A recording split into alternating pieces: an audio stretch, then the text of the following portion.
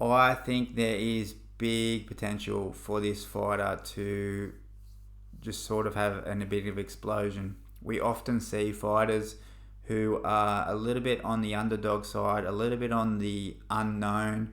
When they come through, when they shine, when they get a big win, especially if it's pushing towards that title picture, they get some momentum going in the hobby, in the carding market. So that's where I am banking on. What is going on, UFC card lovers? Welcome back here to another episode of UFC Card Talk. My name is Damien, and if you're new to this UFC card channel, here at UFC Card Talk, I like to talk about everything to do with UFC cards, from both collecting to investing and also recent UFC card hobby news. This week's episode, I have been looking forward to making this one for a while, and I've been teasing it for a while. It is exactly how I plan on making money at UFC 300. Now, for those of you wondering, why are you trying to make money at UFC 300, Damien? Why is it so special about UFC 300? Well, the way that I look at it is a little bit like this. UFC 300 is such a big event for the UFC brand. I remember back watching UFC 200 back in a pub in Australia all the way back in 2016.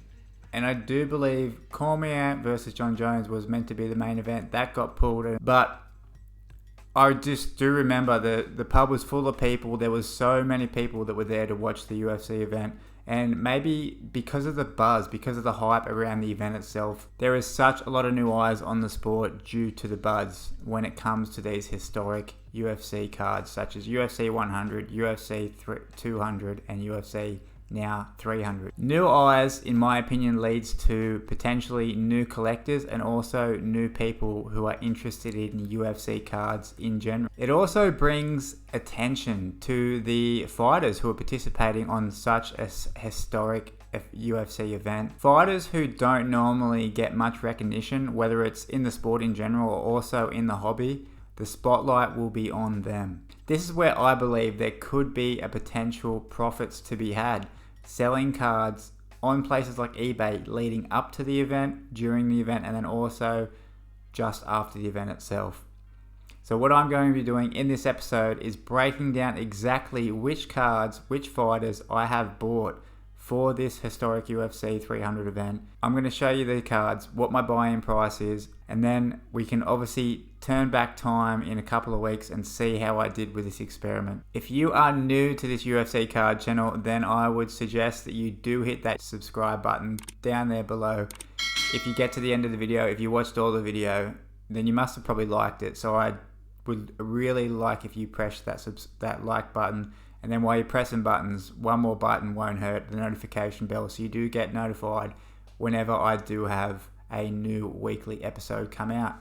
Speaking of which, I just do want to show my appreciation to everyone who has subscribed so far on the channel, liked videos so far, wrote comments down below. I always appreciate those who write regularly in the comments. It makes this all worthwhile. Yeah. We hit 500. 500 subscribers is a big milestone, at least in my eyes. I'm not sure when I expected to hit 500 subscribers, but either way, we are here. It's taken a little bit under 2 years at this point to get here, but I'm very, very grateful for everyone's support, everyone who reaches out to me also on Instagram. I always encourage people to reach me out on Instagram. I do enjoy connecting with people there as well, but obviously like connecting with people in the comments here. So thank you to everyone. I will be doing some sort of giveaway for my subscribers, for my viewers. I'm not going to do the traditional comment down below something. I'm going to try and think of something a little bit more creative, something that's a little bit more interactive for those of you who do watch my videos. I do show my appreciation, and so therefore I do want to get a little giveaway out for those, and I'll keep you all updated when I've come up with something, how I want to do that for my significant 500 subscribers. So thank you. All right, the first fighter who I have bought into, and this might be a little bit surprising for some people, but it won't be that surprising for those of you who've been watching my videos for a little bit now, because I have been buying up Jim Miller cards like it's going out of fashion. Jim Miller, for those of you who do not know, is the only UFC fighter to have fought now on UFC 100, UFC 200, and UFC 300. That is a really, really big milestone. Jim Miller, for those who aren't a casual fan of the sport, already know that he is a legend of the sport. He doesn't really get much love at all in the card community when it comes to collecting. I'm sure he does have some collectors out there, but Jim Miller as a whole, such a legendary athlete, as I said, to have fought on those historic cards, all of them to date, is something that is very special, and he is the only UFC athlete to do that. He also does hold the most wins in the UFC, and I also do believe he does have the record for the most fights in the UFC as well. So he is just an all-round legend, record holder, which in other sports would put him like right up here. Unfortunately, us UFC card collectors, us people who are in the UFC card community, we tend to sort of look elsewhere, the what's new, our favorite fighters, people we find exciting. And for whatever reason, at least not yet, Jim Miller hasn't hit that bar. But for me, obviously, looking for areas where I think there is potential increases in interest and therefore in pricing for fighters in some of these cards, I really think Jim Miller is that guy for this event itself. He is not, unfortunately, fighting on the main card, which is a little bit of a blow, but he is on the card nonetheless. UFC 300 will be an event where pretty much if you're watching the main card, you are going to be watching the preliminary fights as well as the main card. So it's going to be such a big event. Everyone's going to be almost watching the fights from start to finish. Jim Miller fighting Bobby Green. That will be a really interesting and exciting fight, at least. I think so. And once again, Jim Miller, if he can get the win, he will be just adding to the records that he already holds within the sport. And then plus that, as I said, having fought at 100, UFC 100, UFC 200, and now UFC 300 cannot be understated how just incredible that is. So I have been picking up some Jim Miller cards, hoping to expect to get some price increases when the spotlight is on Jim Miller being such a legend of the sport. So as we hop over to my eBay now, we can check out some of the cards that I have been picking up. So we can see back here January 8th, $12.79 for the finest 2011 on-card auto for Jim Miller. I also picked up another one here. This one I picked up for $7.98 in total, another 2011 finest. So these aren't a refractor, these are just a base, but they are an on-card auto.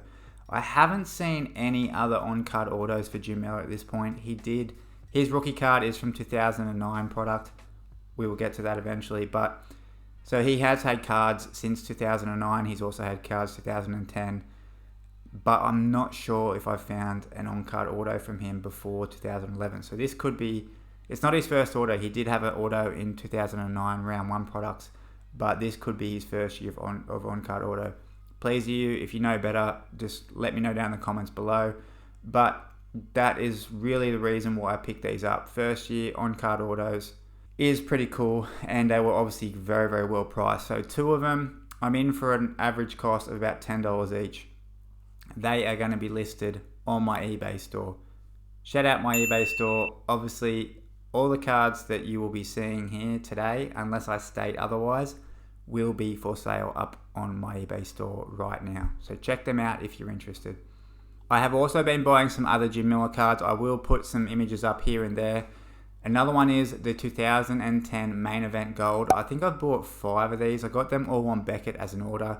They were basically condition bought unseen. They were very, very cheap, but unfortunately most of them were banged up. I think there was only one that if I got it graded would probably be looking around an 8 in my opinion.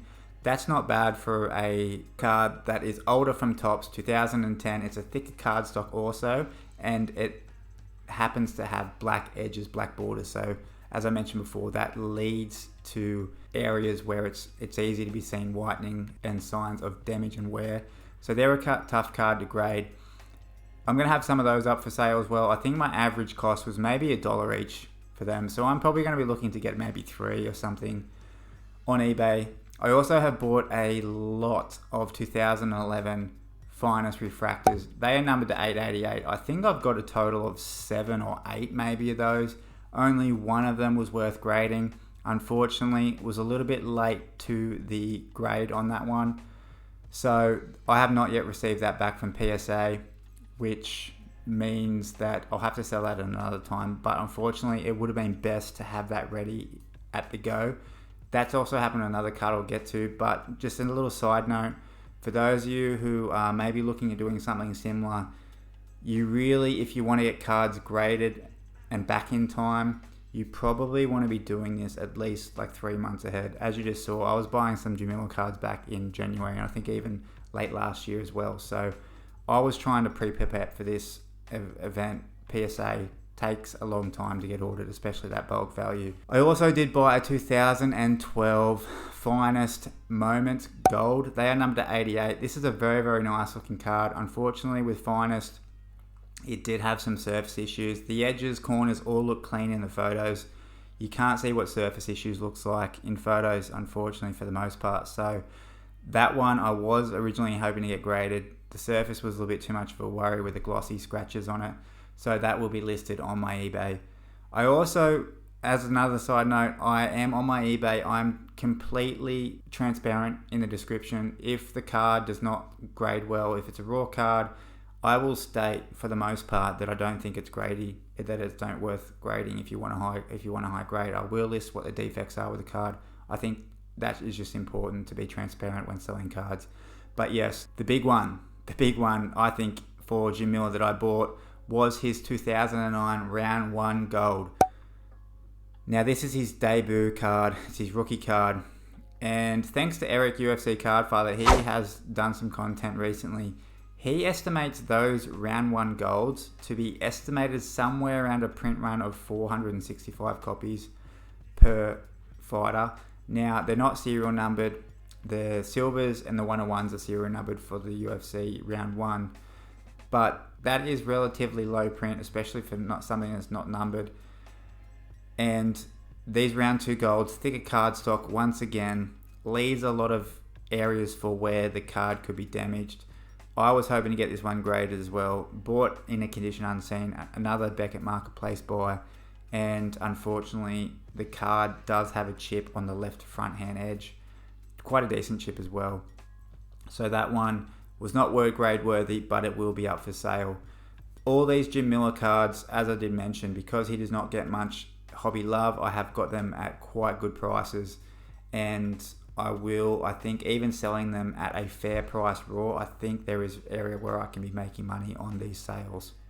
Alright, the next fighter that I do have is Max Holloway. Now, Max Holloway is my number 2 PC, and over the time I've been PCing Max, I have bought some cards where originally they were for my personal collection, but I have sort of not outgrown them. It's just that I bought them and I was a little bit deceived about the centering left to right.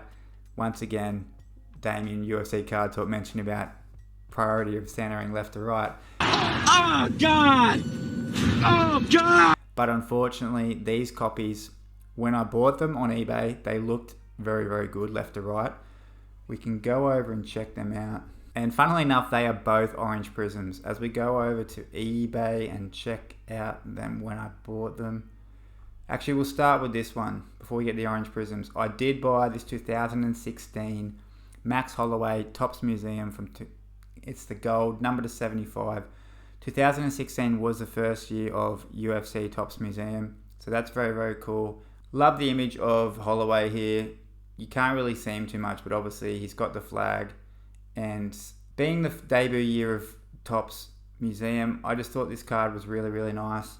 It also looked to be in quite good condition, so I have looked this one over in person and it has been sent back to PSA. As I said, another one where I was just a little bit too late with PSA. If you want to be sending to PSA before an event in order to sell a card, you really want to be getting in at least 3 months before. I was too late on this one, unfortunately, so I won't be getting it back in time. But I had hopes for this to be a high grade and then I would have sold it onwards. So that one, $24 total. If that gets a PSA, even a PSA 9 or 10, I think that is somewhat of a $50 card. I'll be into that. I'll probably get a break even if that's a PSA 9. I think that'll get break even. If it's PSA 10, that card's up to anywhere of above $100 in my opinion, or at least that's what I would be trying to sell it for. Max Holloway, super excited for this fight. Super nervous as well because Justin Gaethje is a bad man. And I don't know how I feel about the overall matchup of that fight because, let's face it, they're both going to be like rock'em sock'em robots and just sock each other in the middle of the ring. It's going to be great viewing. I'm going to be very nervous as a big Holloway fan, but we'll see. Great fight. Alright, as we see here, bought this one all the way back in June 8th. This was last year. $40.50 US for the 2021 Max Holloway Orange Prism. I was super stoked to win this one. I don't really like PSA 9 slabs, but I was looking to get it cracked out. But anyway, regardless, I don't like PSA 9 slabs, but I did really want the Orange Prism, debut year Prism for Max Holloway. And unfortunately, the centering left to right. In the picture, in the listing, it looked quite fine. I'm not sure what they did with how they got it, but to get the card in hand, it's terrible. Let's see. I'll put a picture up on the screen of the actual copy of the card. Left to right, it's pushed way too far to the right, and I was pretty disappointed when I actually got this. I've sat it up on the stand, had it up behind me here, tried to have it in the collection and forget about it, but I just can't get over the centering issue with this now. So I figure, why hold on to a card that I'm not happy with? So that's why I'm listing it up, and I will look to obviously replace it in the meanwhile. Hopefully, as I'm shooting myself in the foot, showing people exactly how much I bought stuff for, I'm going to list it for more than that. If I sell it, I sell it. If I don't, I don't. Not sweating on the sale of this, but I just thought Max Holloway, big fight for the BMF Championship against Gaethje at the UFC 300. So if he wins, I think this card will be worth more than what I paid for it. As we show off this one here, 2022 Orange Prism for Max Holloway. Once again, this was a very cheap card. All in, I'm at $11.23. The centering, I thought was great, but it wasn't. So once again, I'm not sure what happened in the photo here. If I looked at it with goo eyes instead of real eyes, just because it was an Orange Prism for Max Holloway. But regardless, the centering is out left to right. Once again, got this copy in hand and was just not happy with it. So once again, that one is going to be put up for sale as well. Hopefully trying to take advantage of the situation. And now the last card, and this is the most recent purchase, and I actually forgot to get this fighter's card earlier. I think there is big potential for this fighter to just sort of have a bit of explosion. We often see fighters who are a little bit on the underdog side, a little bit on the unknown. When they come through, when they shine, when they get a big win, especially if it's pushing towards that title picture, they get some momentum going in the hobby, in the carding market. So that's where I am banking on Alexander Rakic. I am prospecting on Alexander Rakic for UFC 300 because he is a very talented fighter. Obviously, he hasn't fought since he injured his knee against Jan Blachowicz in 2022. So he's been on the sidelines now for about two years. Before that, he was on a tear in the UFC light heavyweight division, and he was already pretty much a title contender at the point before he got injured, hence why he was even fighting Jan Blachowicz. He's a very talented guy. He's had wins over Anthony Smith. He's had wins over Thiago Santos. He's had wins over Ozdemir. So he is a very talented fighter, and I think if he can come back full health after this knee injury, he is a big problem for Yuri Prochazka. I don't really think Yuri Prochazka is as good as what maybe people thought he was before. He got rushed to the titles very quickly. I think it was his third fight when he actually fought for the title. So I think he's going to get exposed against Alexander Rakic, and because Alexander Rakic has been injured for a while, and he's also probably not known by the casuals up until this event, UFC 300, especially if he can put like Yuri's lights out, he is going to be fighting for the title very soon, if not next after this win. And I think that sort of buzz, from what I've seen before with pricing increases, is something that is a clear indicator that Alexander Rakic would be getting people's attention, people who want to prospect on him then winning the title. And as I said, he is a very, very good fighter. So I like his chances against Yuri. That's why I bought this card. We can see I am all in for $38.12, including shipping, including tax. Bought the card at $30. It's the 2020 Striking Signatures. It's the orange, number to 50. Now, Alexander Rakic's rookie card is 2019 Chrome. He does have some on-card autos for his rookie year. I probably could have picked one of those up for somewhere around this price, but what I really liked about this autograph, and you will not see this autograph since the 2020 Striking Signatures, this, as we maybe can make this picture bigger, it is his full autograph. So you will not see that now on any of his cards, even the Immaculate on-card autos, even the Prism autos, even the Select autos. This is his full autograph, which he has only done, from what I've seen, for the 2020 Striking Signatures for those parallels that are numbered less than 99. So the orange number to 50 has been given this full autograph. And you will also see that the seller of this card actually misspelled his name. This is another little thing I've talked about before. If you can find sellers' listings that are misspelt with these more difficult names that some UFC fighters have, there is room, because if someone types in Alexander Rakic as per usual, this card may not pop up for them. It's his second year autograph. This is a cool card. So, unfortunately, I don't think this one will be up on my eBay in time, because I've only just bought this card. So this one will not be up on my eBay in time, but I will be able to list that one, hopefully, when he's fighting for the title next. So there we have it. Let me all know in the comments down below. Is this a mistake?